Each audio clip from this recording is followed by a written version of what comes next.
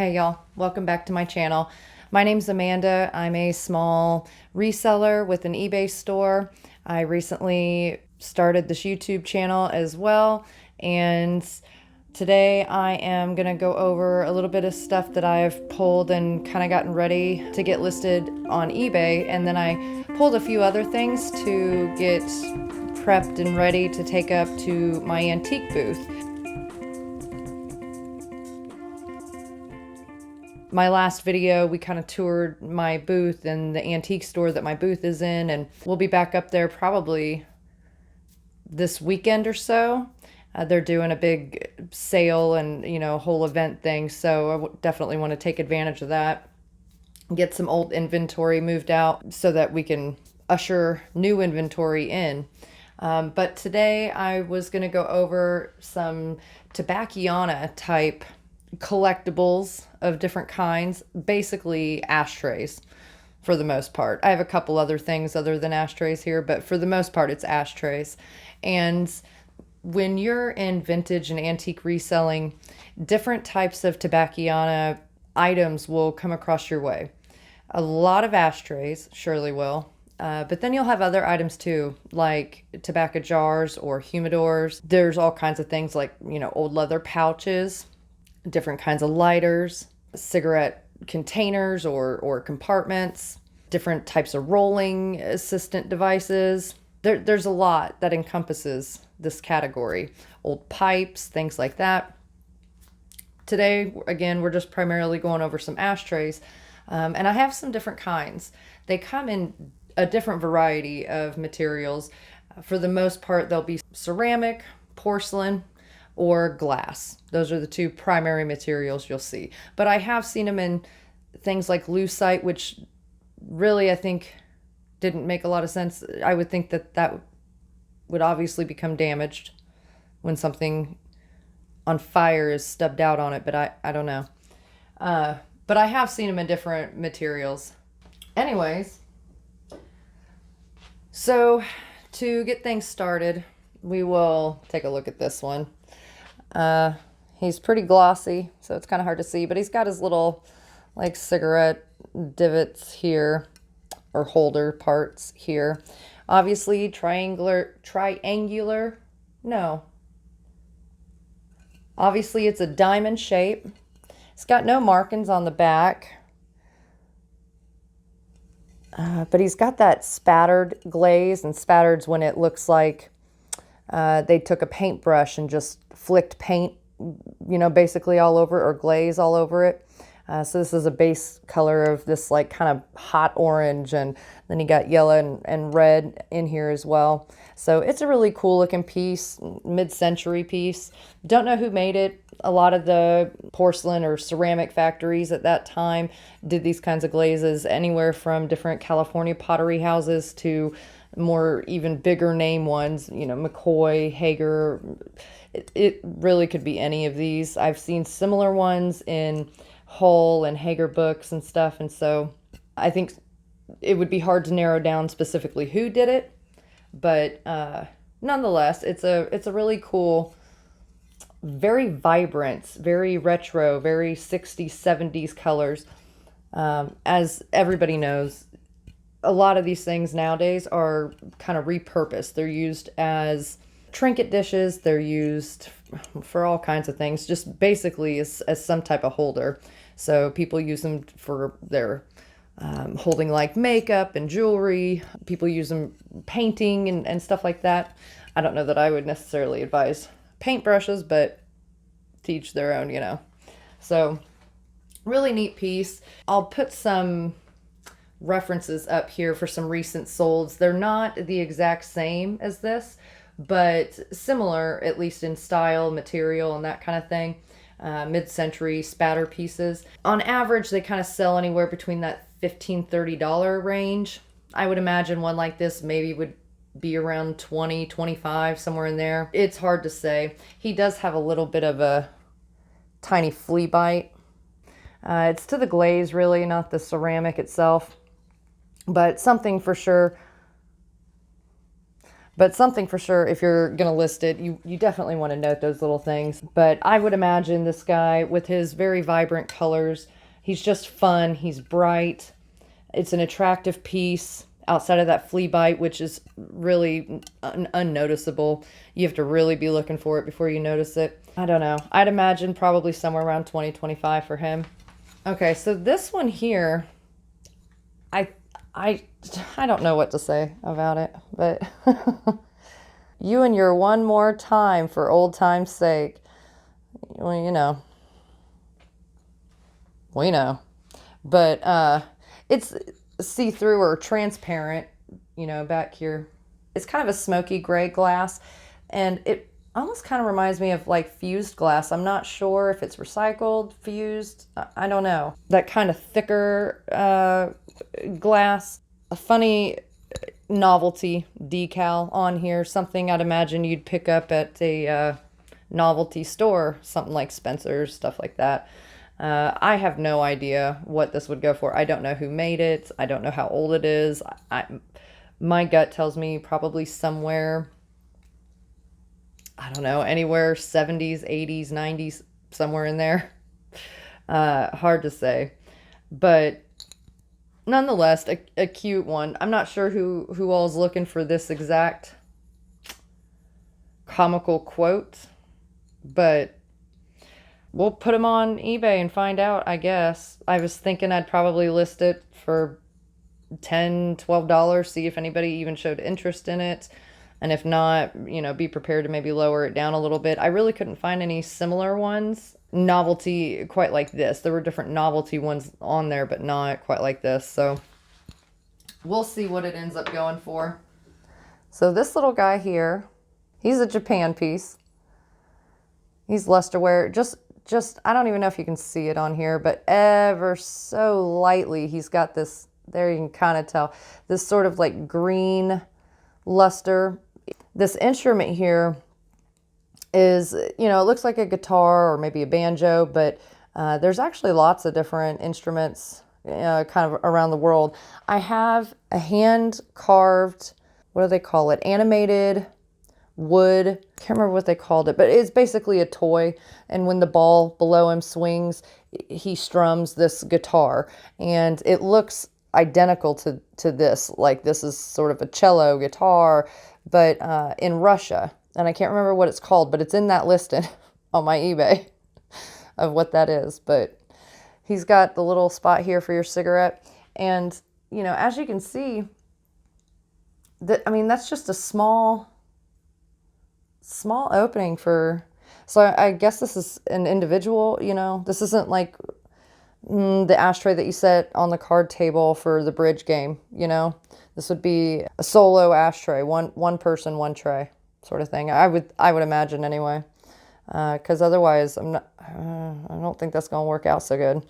You know, he probably dates, gosh, I don't know, probably around the 40s, 50s, something like that would be my guess. But cute little piece. I wish I'd have remembered him when I did the little dog video the other day, but he was in with all the ashtray stuff, so I forgot all about him. But cute piece. Usually ones like this sell for, I don't know, give or take $15, probably a little bit less, you know.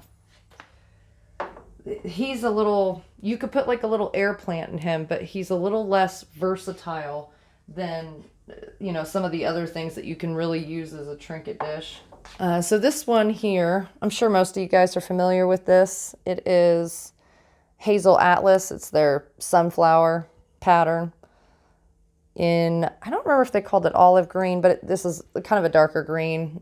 Obviously doesn't glow. It's in perfect condition. It looks great. I was kind of surprised on eBay when I was looking this up, and I'll try to put a couple of them up here, but you know, they were selling for $15 and $20, pretty much in all colors. I searched for green specifically, and then I searched for just Hazel Atlas sunflower ashtray and searching for the sold listings. And I was surprised, you know, even the clear ones were kind of hanging tough with the colored glass, the pinks and blues and greens and stuff. So usually that's not the case. Usually it's kind of certain colors are more valuable. You'll see, you know, specifically like the blue is the top in the numbers, you know, but I don't know. They all seem to be selling for right around that $15-20 mark.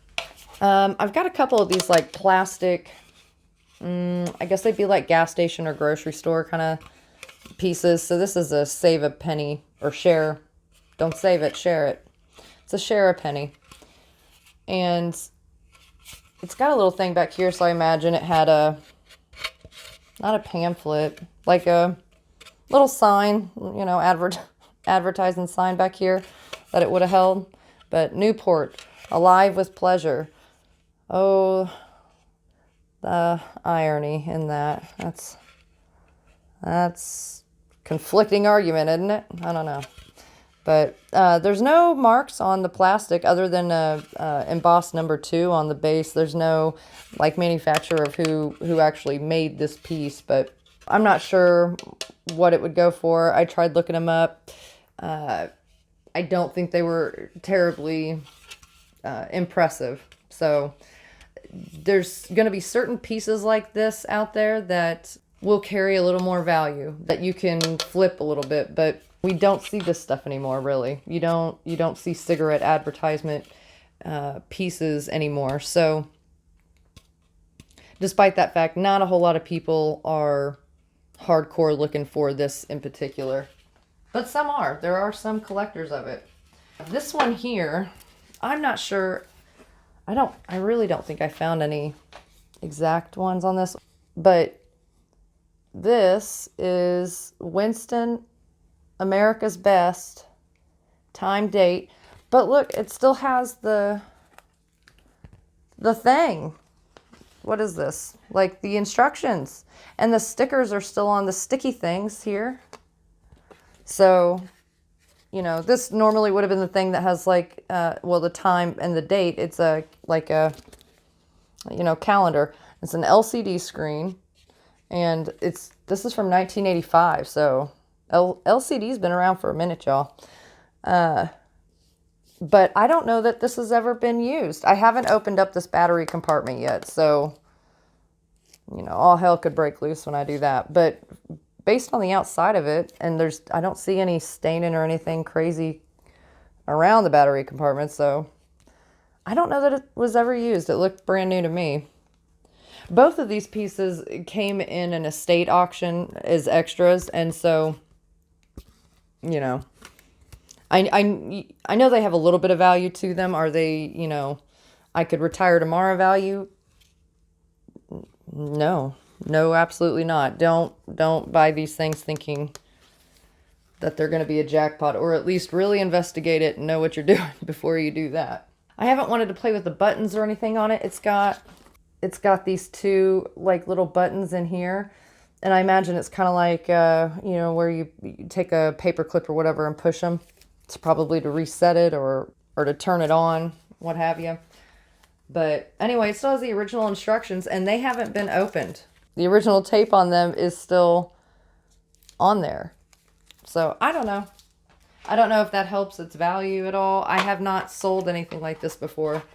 So I'm kind of considering another auction. I don't know. We'll see. So this here is a tobacco jar or humidor. This is porcelain. Still has the original little sponge in the top there, and this plastic, or not plastic, rubber gasket, I believe is what it's called. So it's got, you know, hand painted gold gilt stuff on here. Let me set this guy down so you can see down there. He's got a little mild staining in there, but I don't see any crazing or anything. And I imagine if I put some, maybe a tiny bit of Barkeeper's Friend or something in here, I bet you that would clean up, but I haven't attempted all that yet. So the fun part on him is, I mean, he's got mallards flying and cattails. And I feel like that, well, he's some kind of duck. I think, yeah, he's some kind of duck. It did get dinged. It doesn't feel rough. It feels smooth, like it's fine, but I don't know. It kind of got scratched a little bit.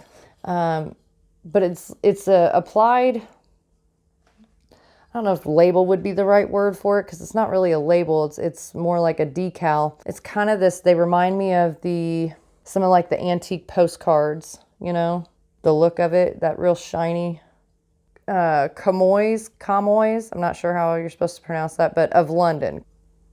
Made in Italy. So cool piece. And I like on the back, they did like this hand painted detail on here.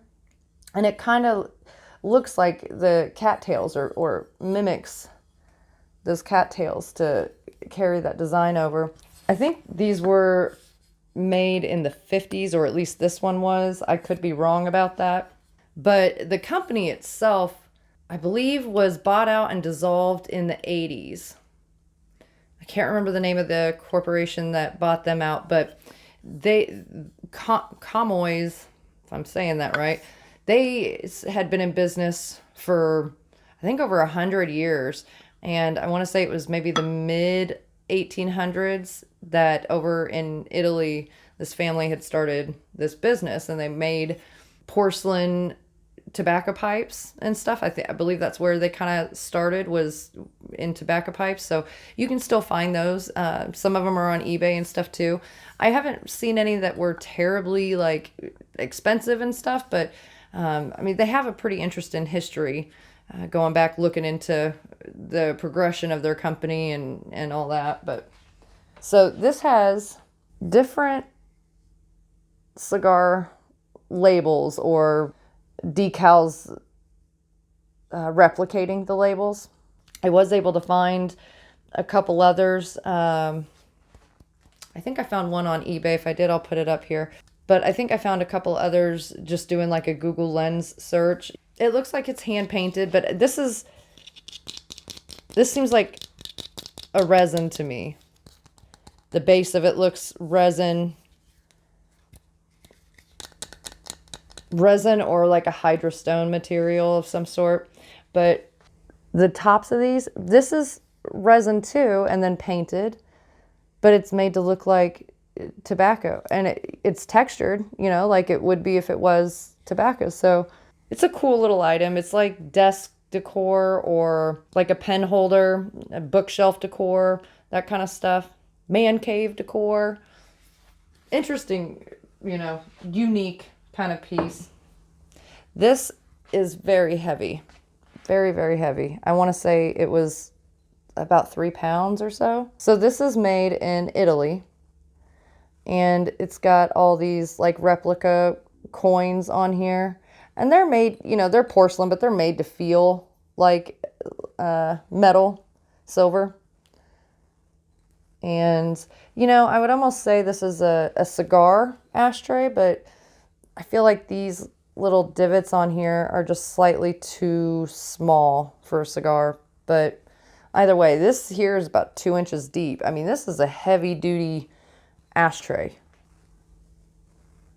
So this says, it's hard to see with the reflection, handmade, C, Florentine, Italy, and it has a number there, 6795R. I haven't yet found one exactly like this, but I did find some examples that were sort of similar, at least in shape and everything. And again, I want to say these were hitting, I think these were doing a little bit better. They were coming in around the $40 or $50 range. But okay, now this one here, I don't know that we could even really, that it would be worth anything to anybody. But, and it's been a long time since I did the extensive research to find this out. So this is a ceramic ashtray. On the back, it says W.S. George Pottery Company, Canonsburg, Pennsylvania, Union made. And on the front of it, it says 61st Annual Convention, AA, these are like initials, AA of JJ, or JL, and TW of NA at Canonsburg, Pennsylvania, April 28th, 1936. So these were made by the George Pottery Company, W.S. George Pottery Company in Canonsburg.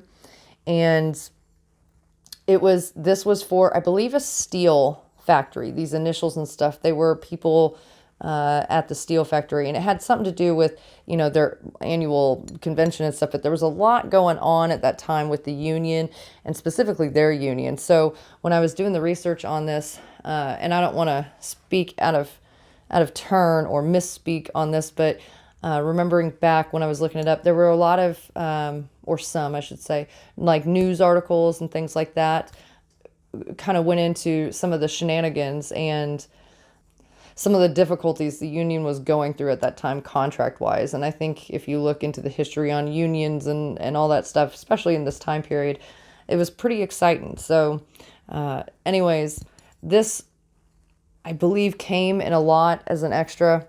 I took the time to look and try to figure out what the heck were these initials, because you never know.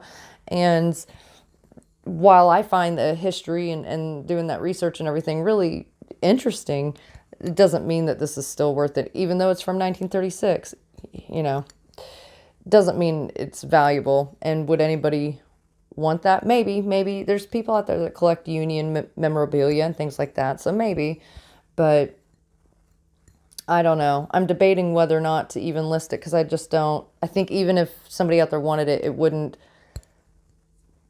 probably carry enough value for me to take the time to list it. But I don't know. Let me know if you guys think differently. I'm just not sure on something like that. It's so obscure. It's so, I don't know, minimal, I guess. This here, I think, is my favorite one. And I don't care that it's an ashtray. I like it. It is like that, bluish color rooster. And if you can't tell just from looking at the artwork in it, it is made in Italy. So it's, an Italian porcelain. So it's a little slightly weighted porcelain and stuff. And it's got the two little spots on here for your smokes. I don't know that this one was ever used. It seems to be in great condition, but just a really cool bowl. I feel like I got this one at a thrift store. Either way, estate auction or thrift store, I wouldn't have paid more than a couple bucks for it. So great condition. Don't know what it would sell for. Don't know how many people out there are starving for a Italian, ceramic porcelain ashtray or trinket dish, really. I mean, this is huge. You could put keys, or, I really wouldn't put keys in it necessarily, but you could put your jewelry, whatever, in it. It's a cool piece. This guy right here. Now, I'm actually kind of surprised that it's selling for as much as it is. This is Anchor Hocking in their ruby maple leaf pattern. And it's just a little candy dish. I want to say this is 5 or 6 inches long, and then 4 or 5 wide. It's not marked on the back or anything, but Anchor Hocking, if I remember right, they had developed a way to tint glass red like this without having to use gold.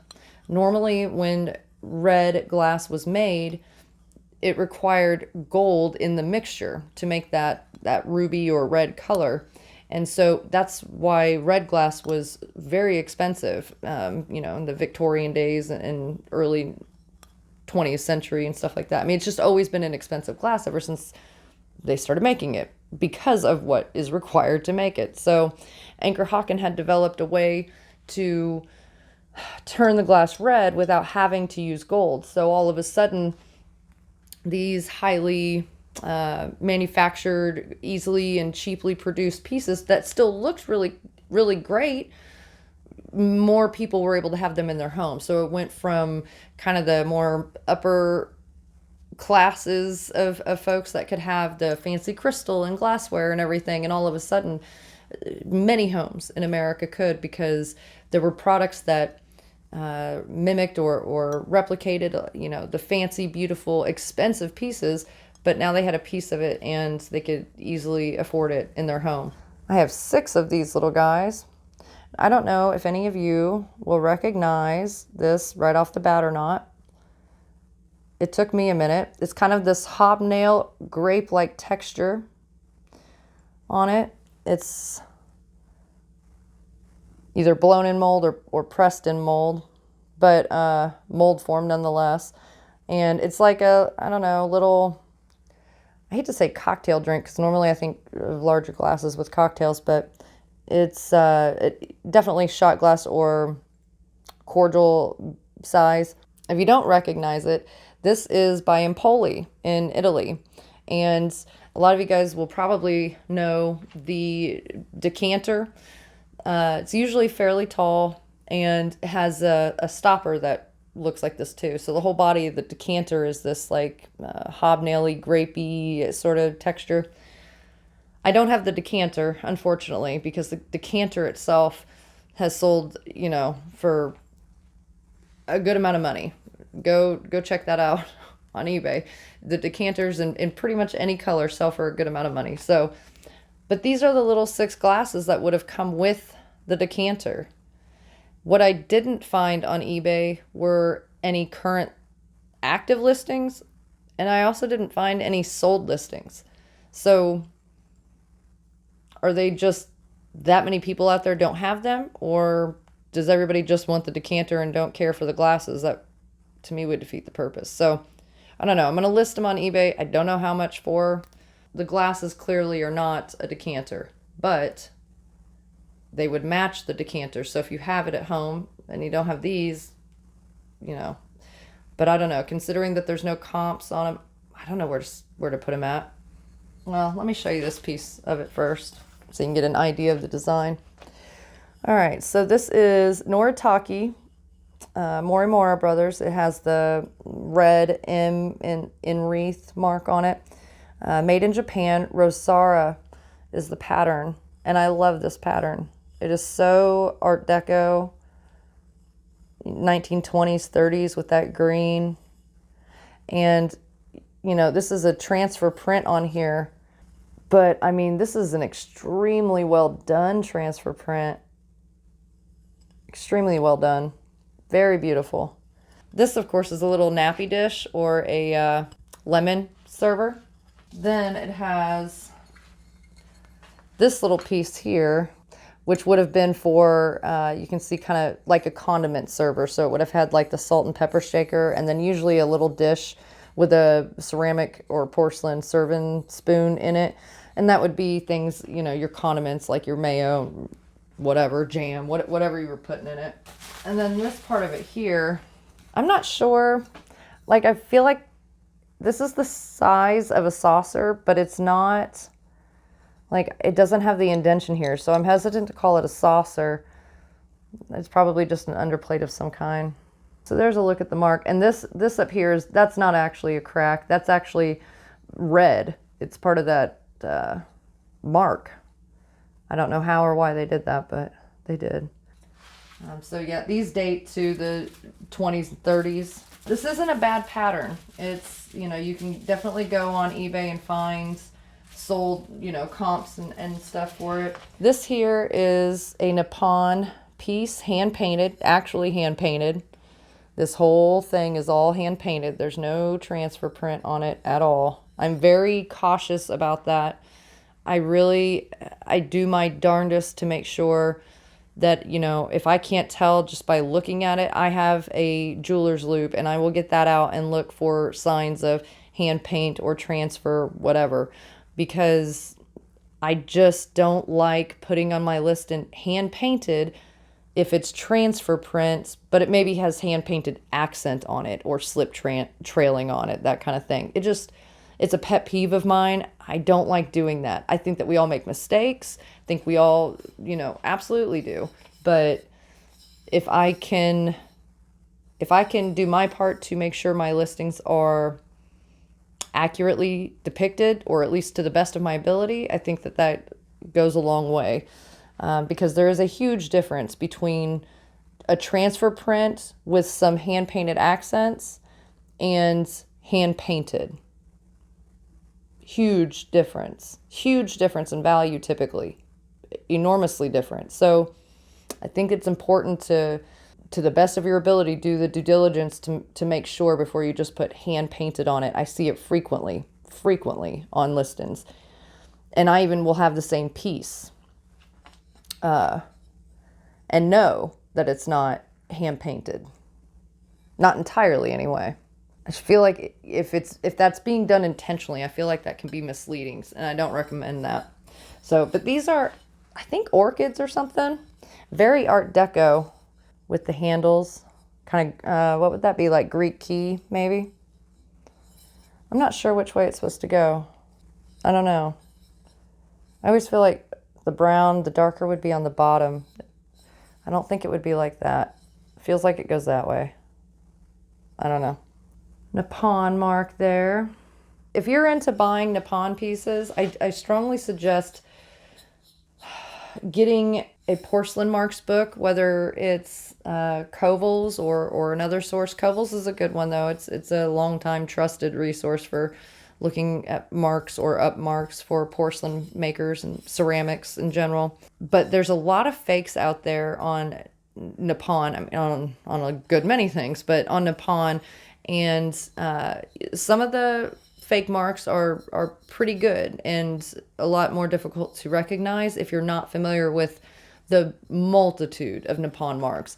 I mean, a lot of people know of this green mark, and that's what they think of when they think of Nippon. But there's a whole lot of marks out there that also represent Nippon, because Nippon is not a company. Nippon just means Japan.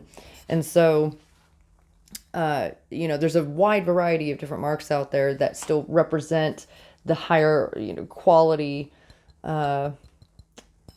Japanese firms that were making, this kind of porcelain.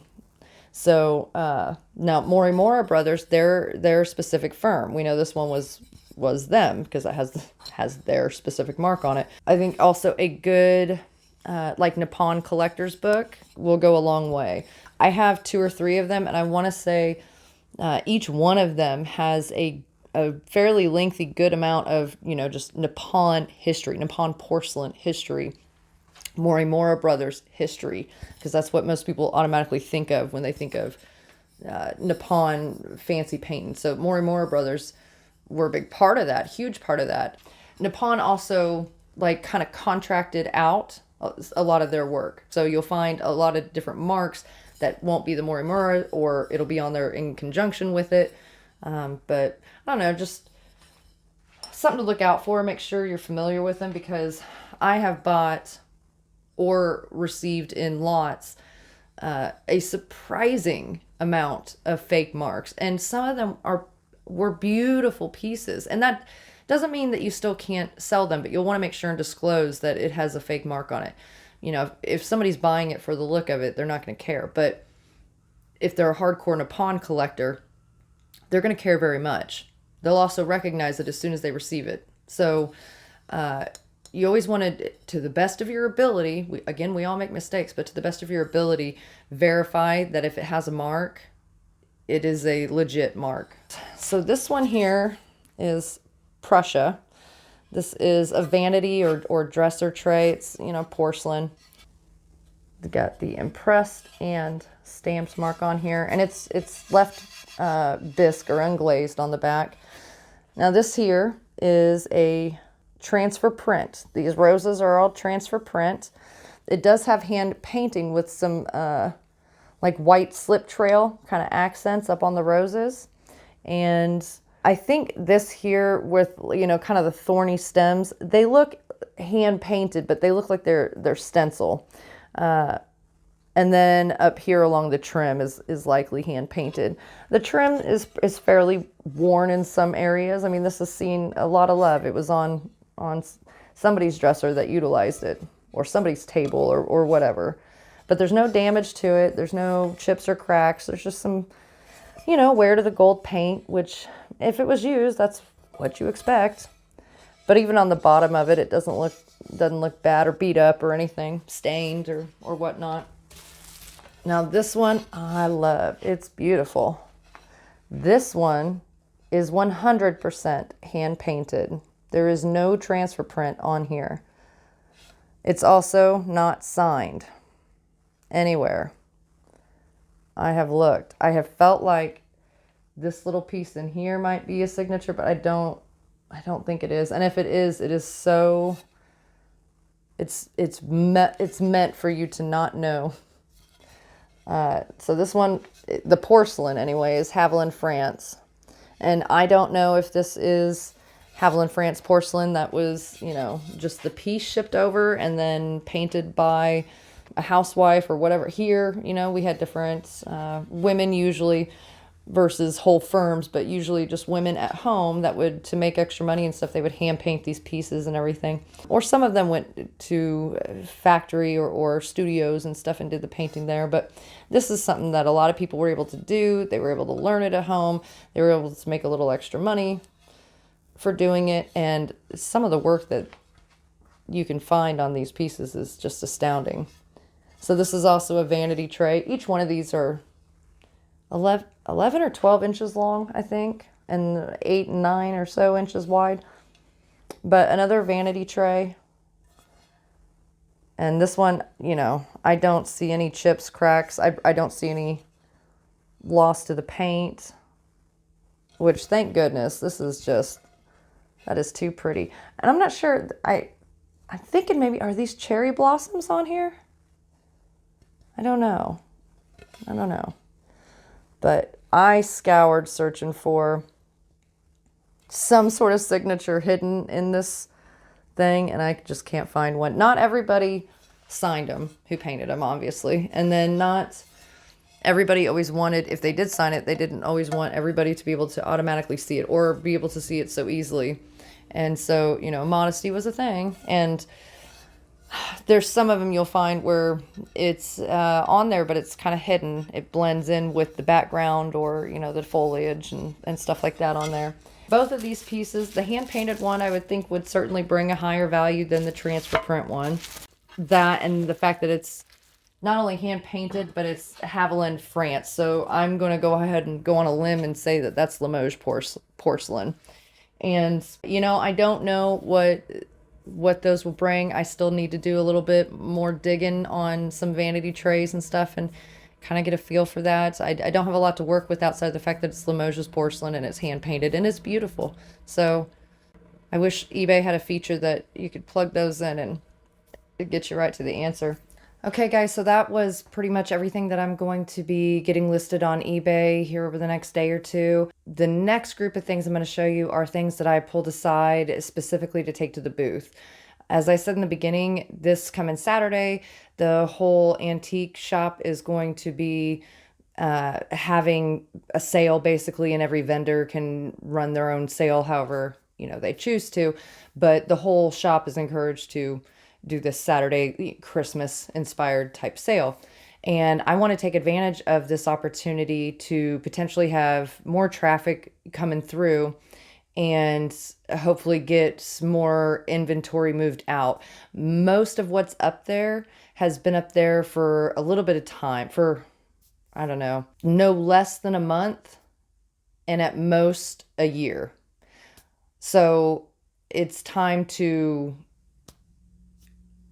find a way to get it moving out. I'm trying to work on bringing kind of just better stuff up there in general. You know, my booth is where, like I said in my previous video, pieces that are large, heavy, would be tremendously expensive to ship. Things like that, Indian sculpture, things like the metal baby doll crib that I had gotten in an auction, or that little show and hut piano that's in my booth right now. Lamps, you know, I could think of a lot of things that would not be ideal to ship. They can be done, but wouldn't be ideal. And so those kinds of items, that allows me to get them up there and make a little profit on them, but also get them, you know, moved on. A lot of times they're extras that came in a lot, believe it or not. They weren't at least what I was going for in that lot. So yeah, anyway, I'd like to take advantage of this coming weekend and increase, instead of doing my regular 15% off, increase that. I'm thinking probably to 40 or 50%. I'm ready. There's only one or two things up there that have any real, like, significant value to them. I'm not worried about it. It's time to clean it out. Anyway, I pulled just a few things so far. I'm definitely not done. I'm probably going to spend tomorrow going through additional things here and getting those prepped and ready to go as well. But I figured I'd show you what I had so far. So, well, let's start with the smallest things. This one here is hand painted, and it is vintage. It is by A. Ford, 1972. It's in perfect condition. It's got its gold trim, very pretty roses, very well done. I mean, from what I can tell, it looks very, very well done, in fact. But yeah, 100% painted, not transfer. I'd like to get just some more kind of pretty hand-done pieces up there. I don't know that it'll move out of the booth super quick, but I planned on pricing it at $10, knowing that I'm going to be doing a 40 to 50% off sale. So really, I plan on it being a $5 roughly piece, you know, so that it hopefully will get moved to a home quickly. But it's an adorable dish.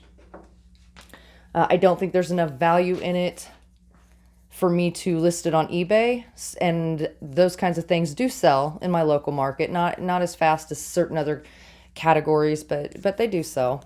This here is a Fenton ashtray.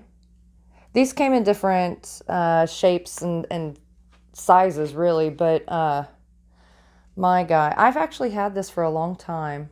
I think I bought it long before I was ever a reseller. And so it does have this little tiny chip here. You really, I mean, you can kind of notice it when you're holding it in the right light, but it's not bad. But you could use this as a soap dish, or I mean, any kind of little tray. It's a good heavy milk glass.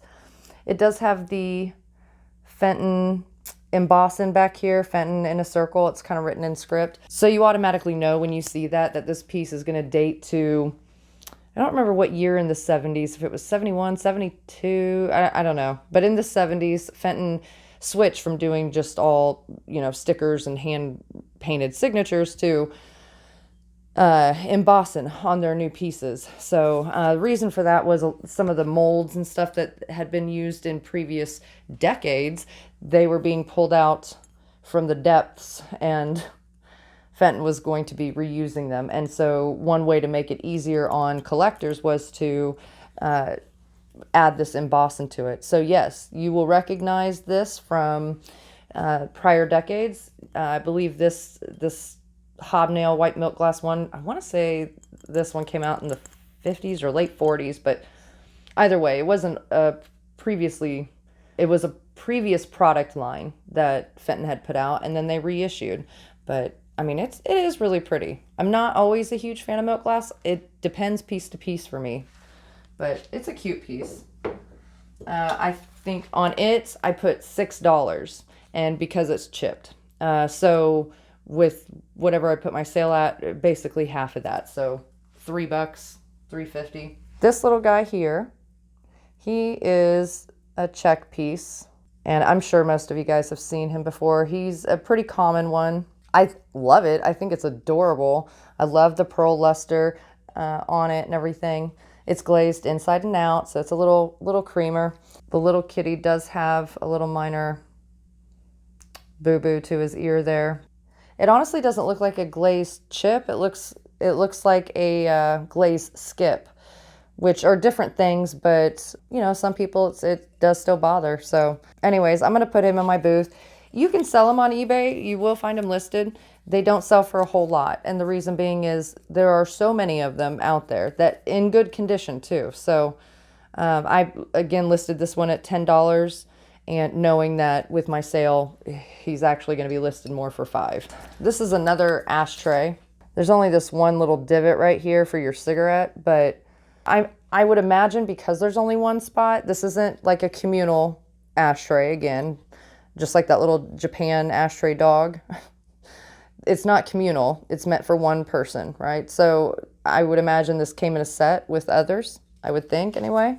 That's usually how they were, and then they would stack like coasters. So, but it's a pressed glass. It's meant to, you know, I think kind of replicate, or not replicate, but in the style of EAPG. And the difference is on the back of here, it says Italy. And so I believe these were made in the 70s. They might have been plus minus somewhere in there, but roughly the 70s. And it is a pretty piece. It's kind of weighted. It could be a lightweight paperweight really if you wanted, but certainly a neat coaster, change tray, whatever. No damage on this at all. I have little pieces of EAPG up there, and some of which are truly antique, and others that are more vintage inspired EAPG, I should say. They do sell out of my booth, not rapidly, but they do sell. So I'm gonna put them up there at $6, so it'll really be $3. All right, so this one here is a vintage Noritake, and I love this. And this, I'm torn on whether or not to list this on eBay or not. And the reason I decided to put it in the booth, well, let me show you how beautiful it is first. How about that? So this is 100% hand painted, 100%. Absolutely gorgeous. It's kind of got that flower of life thing going on in here, very Art Deco. I love the colorway of it. Absolutely love it. I've always loved, out of all the lusterwares, I think this kind of like aqua greenish, you know, is my favorite. I don't know, out of all of them. It's even decorated on the outside of it. This would be a mayo dish or mayo bowl. It would have come with, or should have anyway, originally a matching ceramic spoon. Something like, it would have been something like that. So, I mean, this you could almost really put with it. The problem is typically the handle would match this. Now, when you get down into the lesser quality pieces of lusterware, it's not always the case. Sometimes you can tell they tried, but it won't be the exact hue of your main color here. So anyway, but that it would have been something to that effect anyway. That would have been in there. But then it's got its matching underplate. So there's the flaw. Now, it's not terribly noticeable up here, but with utilitarian pieces like this, they're beautiful. You could use it just as decor. I would, you know, I don't really serve mayo in a bowl. So this would be a beautiful piece sitting on my china cabinet, for example. But for a lot of other people, when they buy this, their intent is to be able to use it. Maybe not every day, but, you know, on special occasions or whatever. And I mean, it's gorgeous, right? So I'm torn whether or not I should list it, because I feel like since it's on the, most of it anyway, is on the back, like who cares? But you can kind of tell a little bit. Well, let me show you guys the back of this real quick. So on the Noritake, you can see the mark there. And I put $16 on it, again, knowing that during my sale, it would be knocked down to, you know, roughly $8. And then even after the sale, anything that doesn't sell during that time period, that's okay, because I'll probably mark the booth to, you know, 15 or 20% off again. And I leave it that way. I don't price my stuff. I don't mark it up in order to necessarily bring it down to meet market level. I price stuff in my booth depending on what it is. Of course, things that do well in my market, I will price specifically for my market. The things that tend to not do as well in my market, I price them a little bit cheaper because they're going to take longer to move. So I price them a little more competitively, where even if you're a reseller, there's still going to be some meat on the bone. And I'm okay with that. I'm perfectly fine with that. I think that as a reseller, you have to be okay with doing that on some of your stuff. You don't have to make top dollar on everything. And it's almost better to leave meat on the bone, because if you think about it, if nobody was ever able to get a deal, I wouldn't be doing what I'm doing right now. So, you know, it's the cycle. That's what makes everything go round. So I'm more than good with that. So this is a porcelain vase. I want to say American bisque with them wedge feet. I think that's right. I could be wrong, but I think that's it. You can see he's got a lot of heavy crazen inside and out. So I mean, he's otherwise in good condition, no chips or cracks, but he does have heavy crazing. The lid, not as bad, but you're not drinking out of the lid, so what does that matter, really? But, you know, I suppose you technically could still use it. The problem with using pieces that are crazed is the crazing, you know, and you can tell by the staining on it that the crazing is evidence of almost really microscopic cracks in the glaze that have seeped through, and then it has stained the ceramic and stuff underneath. And so, you know, is it going to be leaking everywhere? No. Is it going to kill you? Probably not. But it's going to continue to wear down. It's going to continue to, you know, worsen the crazing, and, you know, ultimately that's why it is considered damage, right? I plan on marking this at 14. Again, should sell for about $7 if it's bought this Saturday.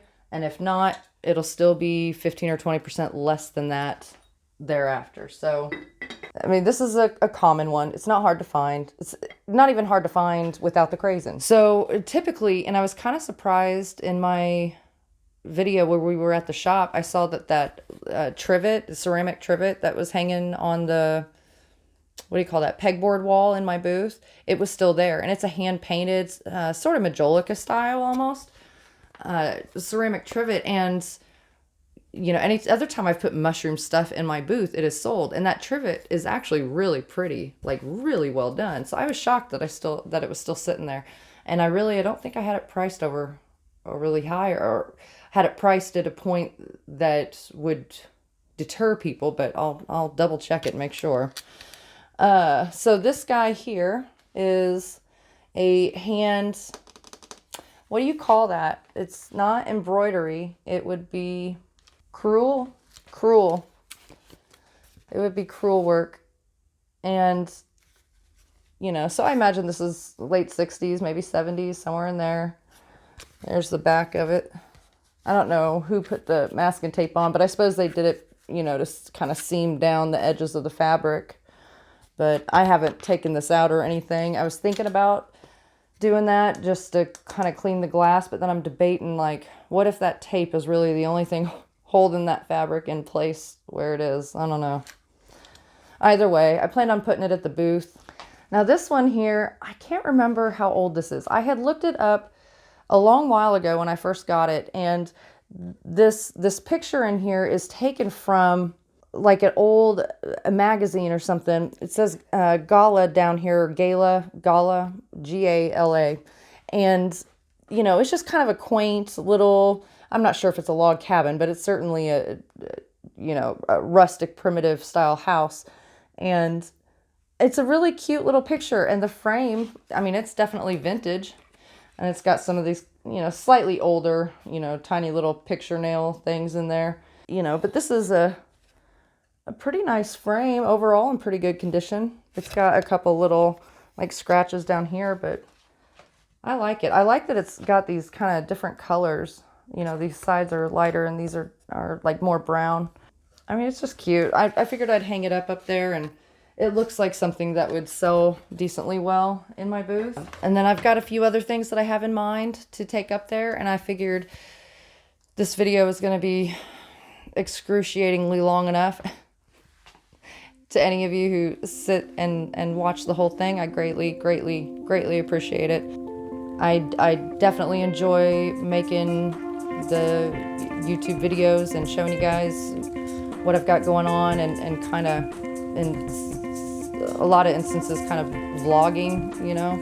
But I enjoy being able to do that with you guys and hear your inputs and stuff back on things. I don't know it all at all. And that's part of what I love about the reseller community, is generally it's filled with support and you know, a lot of kind words and well intentions and stuff. So I feel like I can put it out there and ask questions, and you know, whether you know the right answer or not, that really doesn't matter. It's getting just the conversation on stuff going is what I think is interesting and fun, and it's what I'm here for. So I guess that's it for now, and I'll see you guys on the next one.